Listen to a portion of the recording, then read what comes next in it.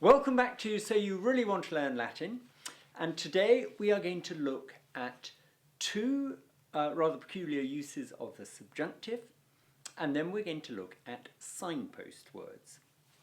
Okay, now we are coming to the end of chapter 5 in the book, and we're going to start by looking at exhortations and the use of the jussive subjunctive. Now, an exhortation is where you essentially are giving encouragement to someone, and you're saying things such as, let's go and play, or let's get out of here. Okay? In English we tend to use that word let, okay, let us do something, and in Latin they do it using the present subjunctive. And you can tell it's to do with encouragement because it's actually called the hortative subjunctive, from the Latin hortor, I encourage. Okay, so present subjunctive. So you might have something like, let's listen to the master. Okay, and that would be magistrum, there's your object, and audiamus. Okay. Audiamus, present subjunctive of audio, using the wrong vowel, okay? So it's as if it means we may listen, but used sort of in a sentence like that without an ut to give you a in order that we may kind of idea. It's just present subjunctive. It actually is the main verb in this sentence, it's the only verb. Magistrum audiamus, let us listen to the master. Okay, and you know, you get a lot of Latin mottos. You've probably seen floreat, floreat domus Carthusiana, or you know, floreat Itona, or you know, that kind of thing. May it flourish, let it flourish. Very, very common in mottos. You know, an institution will have, may this institution flourish, floreat, whatever. So that is how you give an exhortation, and as I say, that's using the hortative subjunctive, which is the present subjunctive. The other one I want to look at very quickly is a jussive subjunctive, and this is where you're actually giving a command. It's an alternative to an imperative.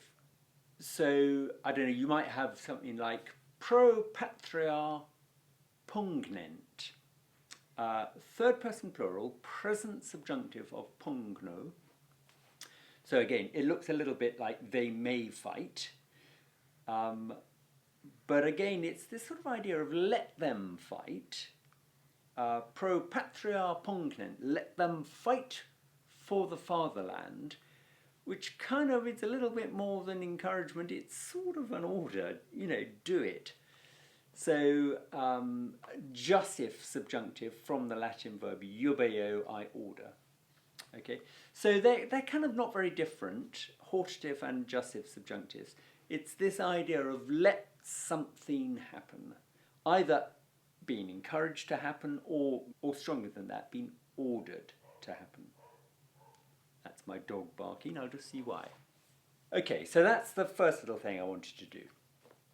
Now the second thing, actually, before we get on to signpost words, second thing is an important little rule about subordinate clauses inside indirect statement. Okay, now we've already learned how to do indirect statement in Latin. It's the accusative and infinitive construction. Okay, but there is a very important rule, which I haven't told you yet, which is that a subordinate clause inside an indirect statement has its verb in the subjunctive. And this rule applies where the subordinate clause is part of the indirect statement. Okay, now I'll explain what I mean by that in a moment. Okay, so if you have a sentence like, he said that the girls who were walking in the garden were beautiful. Okay? He said that the girls who were walking in the garden were beautiful. Now, it's an indirect statement. He said that. So we've got dixit, and then we're going into the accusative and infinitive. He said that the girls, dixit puellas. Okay. Now, the main bit of what he said was, he said that the girls were beautiful. So, dixit puellas pulchras esse.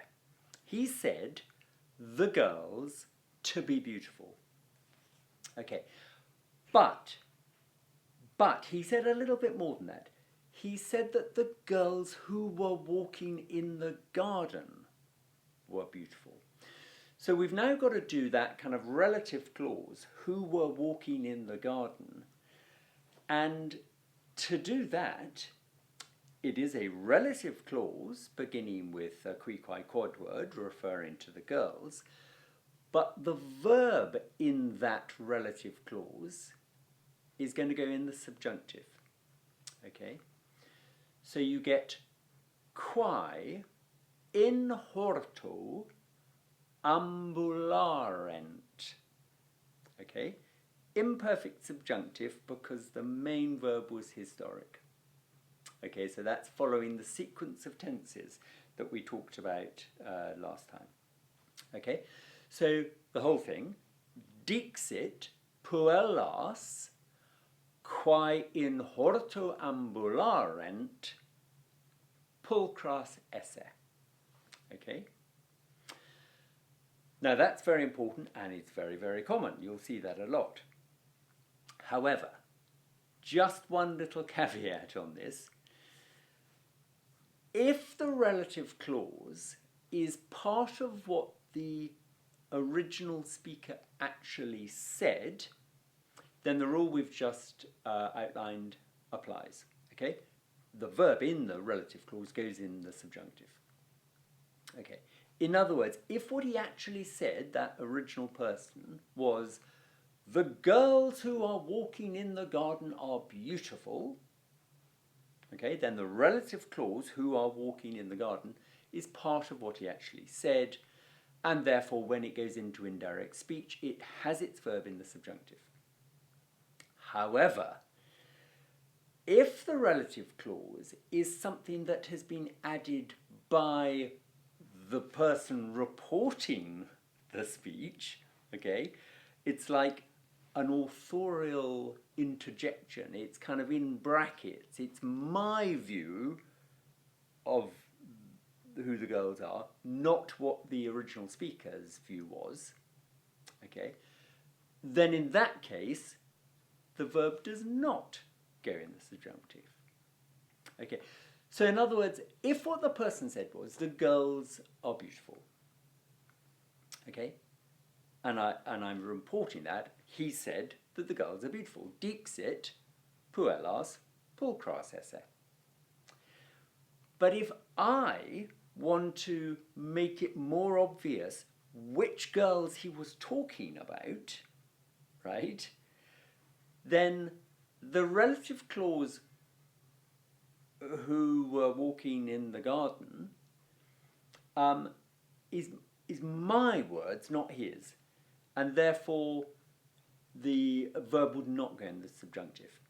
And it would be quae in horto ambulabant. Okay? Or I might, say, he said that the girls who are walking in the garden, I'm now saying that the ones he was talking about are now walking in the garden. So that would be dixit puellas quae in horto ambulant pulchras esse. Okay, so you can tell whether the subordinate clause inside the indirect speech was part of the original speech or whether it's been added later by me or whoever is reporting that speech. Okay, and I've done that with a relative clause, but that rule in which a subordinate clause inside an indirect statement has its verb in the subjunctive applies to all subordinate clauses. It could be a relative clause, as we've just discussed, but it could be a temporal clause or a causal clause or, you know, any other kind of subordinate clause. Okay, the verb in that subordinate clause gets its verb put into the subjunctive. Okay, now it probably sounds a little bit more complicated than it is.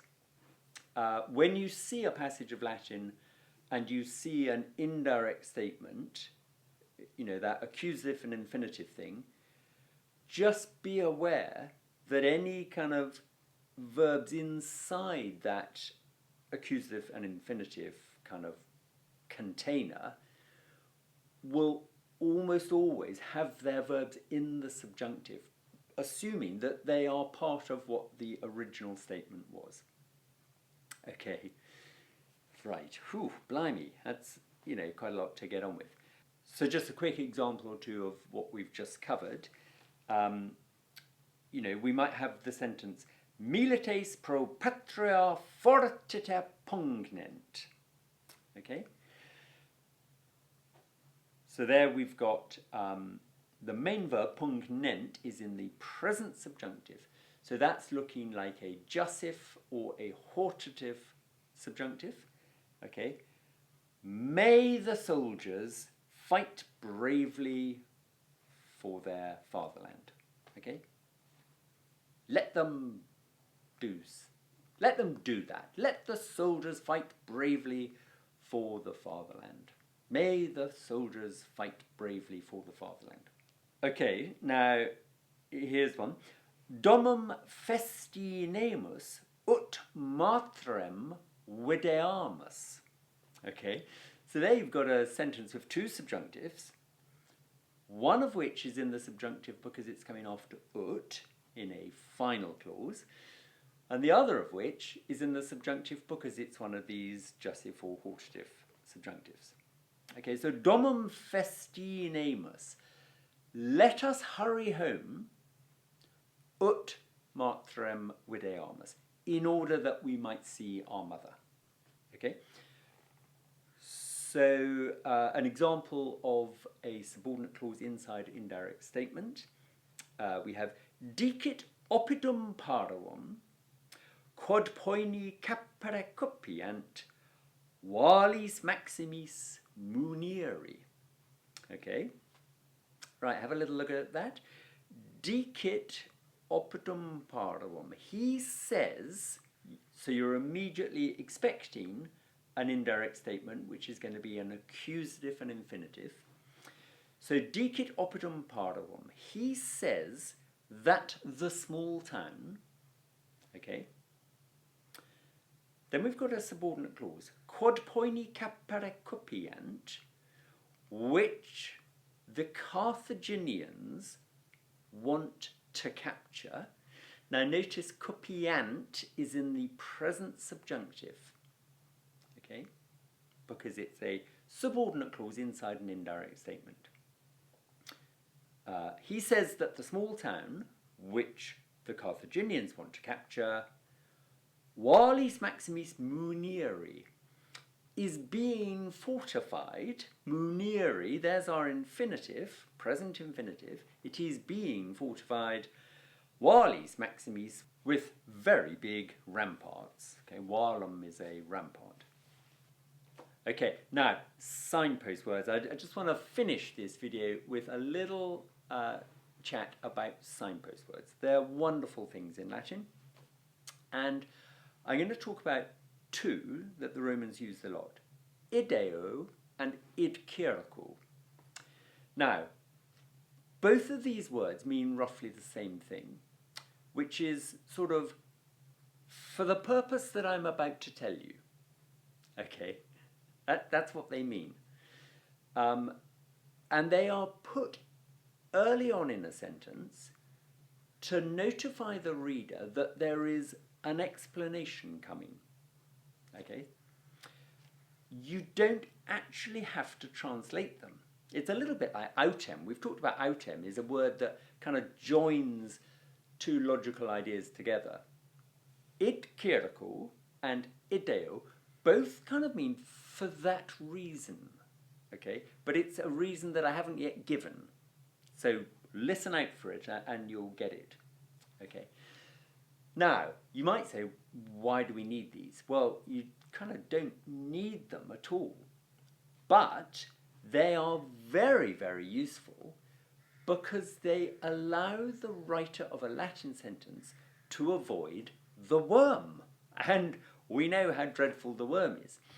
Remember, the worm is where a Latin sentence can finish in terms of its meaning, okay, with a verb, boof, the sentence has finished, but find there's something hanging off the end which hasn't yet been said.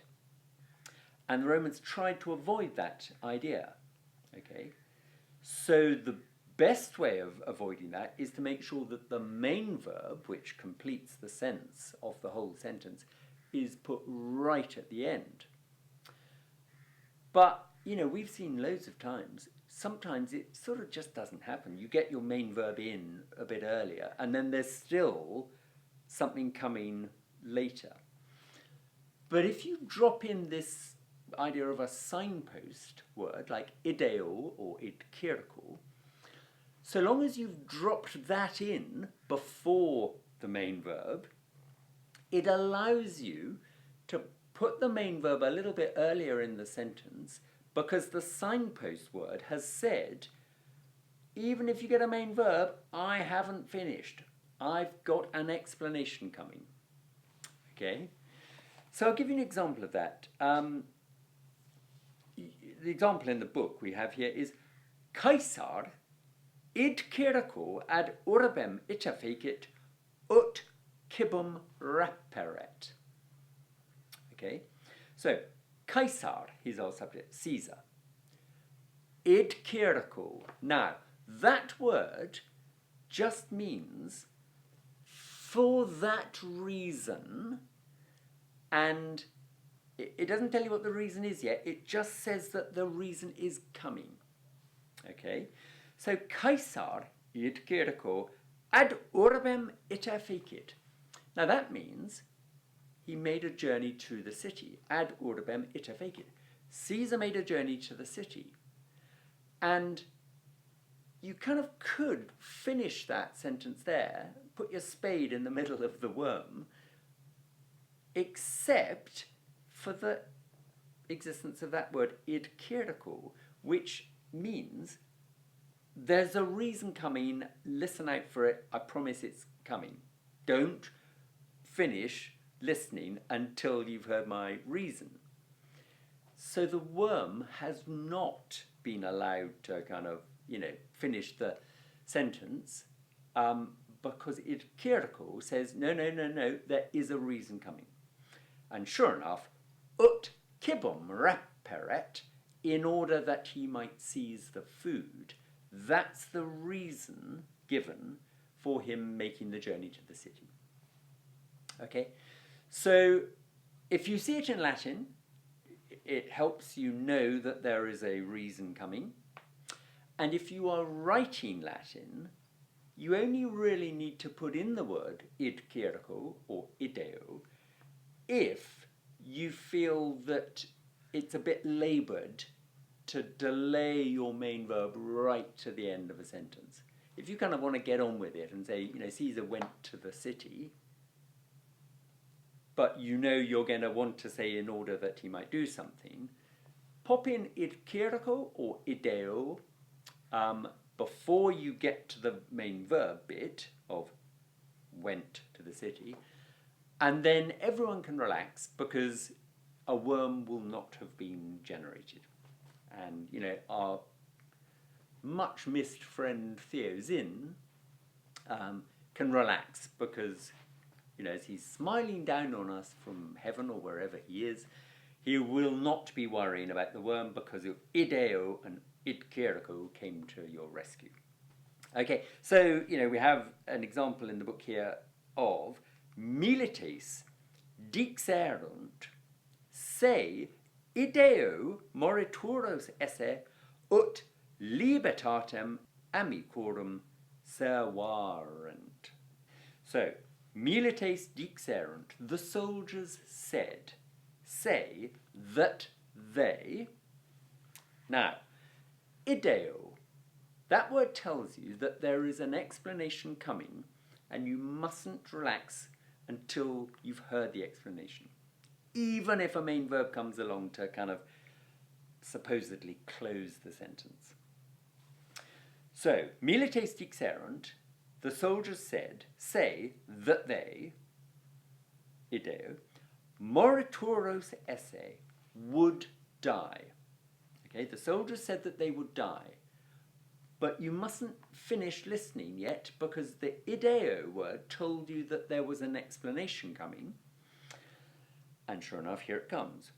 Ut libertatem amicorum servarent. In order that they might save libertatem, the liberty, the freedom, amicorum, of their friends. Okay? The soldiers said that they would die to save the freedom of their friends. Okay? Signpost words, look out for them. You know, they're pretty classy little things. In a lot of the Latin that you might read in kind of textbooks and things, you won't see them. But if you were to read, you know, Caesar or Cicero or something, you would see them. They're classy little items, so be on the lookout for them. And that brings us to the end of our jolly little lesson. And woof, chapter 5 is now a thing of the past. Next time, we're going to go on and look at a new type of construction called consecutive clauses. But until then, keep up the good work on the Latin. Do subscribe to this channel if you haven't already. Drop me any comments in the box below if you need any guidance, help or advice. And I will see you back here on this channel very soon.